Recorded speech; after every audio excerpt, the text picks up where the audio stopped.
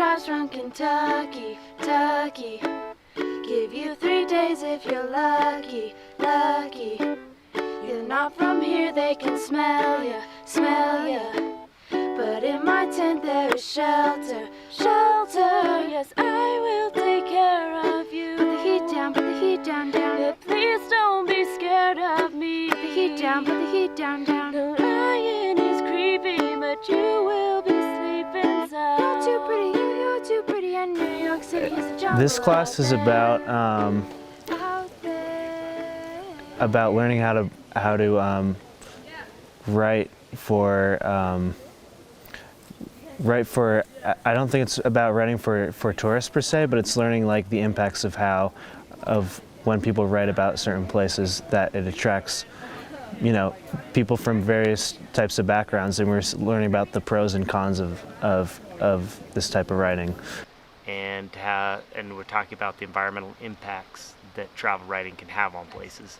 So we explore those issues, and then we have the students write. And they have to write about travel, and they have to produce videos about it, and do some journaling and reflecting, some writing activities, presentations, stuff like that to get them engaging in the topic.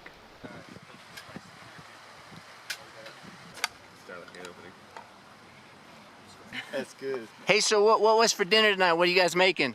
Burrito. Oh. Yeah, anybody can answer. We're making burritos. All right, man. Is that In the racist? burritos. I use technology as a little bit of a nervous tick. When I feel like there's a lull in a conversation, or when there's a free moment in class, or when I feel a little stressed because there's a lot of people around me and I don't know what to do with myself, I pull out my phone. For social media, I'm definitely on Facebook, I'd say every day. It varies how often or like how long I'm gonna be on Facebook. I do it because it's the best way for me to keep updated with what my friends are doing who are out of the country or out of the state. All right, before we left, I was probably like any other college student on my phone, probably too much. I was checking the social medias, texting my friends, but now that I've been here, I haven't had any service, so I haven't even been using my phone. I've been trying not to. Sometimes when I have it in my pocket, just to take photos, I'll still check it, just because it's kind of a habit I have now, unfortunately, but I've been kind of learning to not have to use it, just have it in my backpack and only use it when I need it. Okay.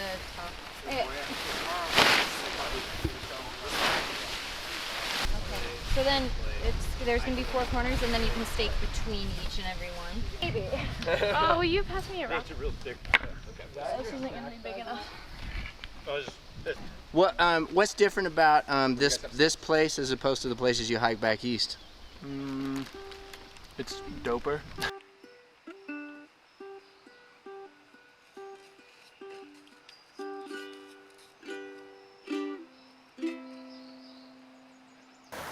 I am here just because I appreciate the landscape, and I appreciate the river, and yeah, I think I really wanted to get better at writing, and I already had a love of nature, and now I'm hoping to pair that love of nature with an ability to write about it and share it with others. I guess I'm spoiled from pristine camping without a trace of human activity. Here, generators hum from different directions. The grass is balding from footsteps and tent stakes, and obese people are walking around. Upon our arrival, a lady with kind eyes and a horse sweater walked up to us smoking a cigarette and said, "Which one of you is a technical genius?" she asked.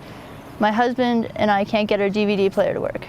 "Rue is the film guy," Matt said, shifting the responsibility. Yeah, so I was kind of trying out that technique that we talked about in class of using dialogue instead of just a quote, so I had that whole exchange in there. I think that for me personally, writing outside is far superior to writing in a class, because you can draw it.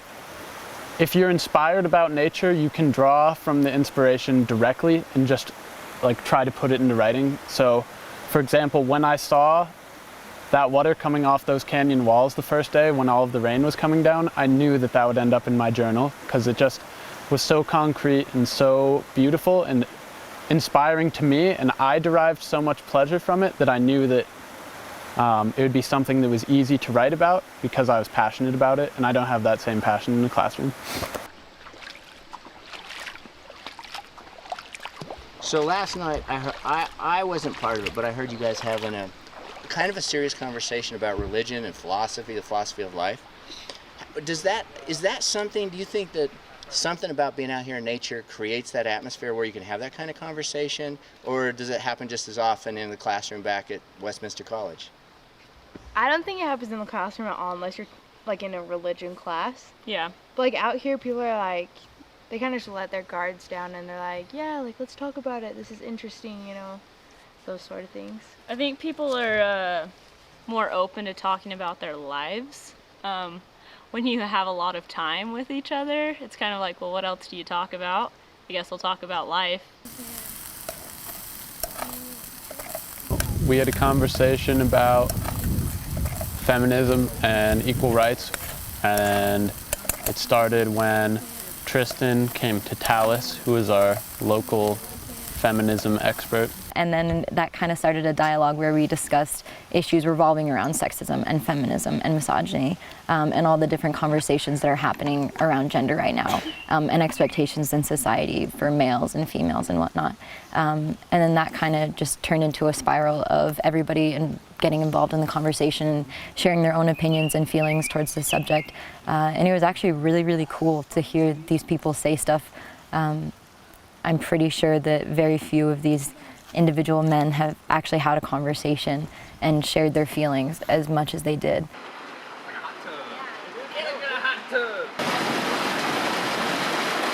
Yeah, that's nice.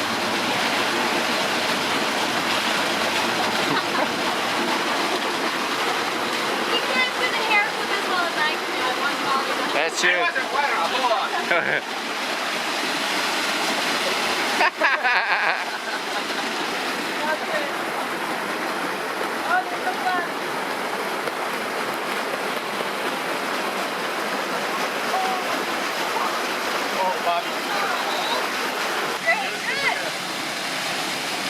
What are the benefits of the group bath? We're really fun. We're gross.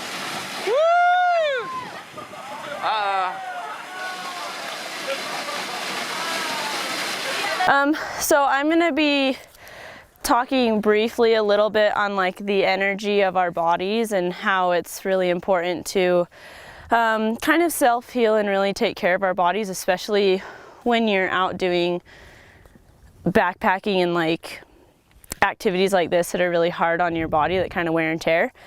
So we're gonna start by bringing our arms up and really just breathe in that air and pull it down into a nice prayer in front of your chest, okay?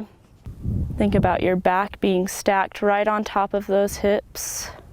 So go ahead and inhale, bring that left foot back to a nice comfortable lunge, and exhale back to a natural position.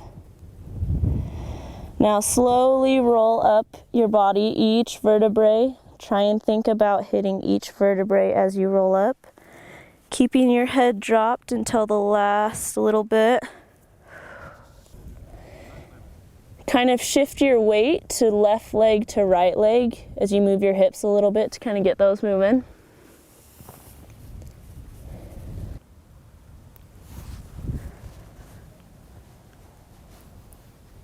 All right, how'd that feel? Feel pretty good? Like singing words? It doesn't have to be words. It can be humming.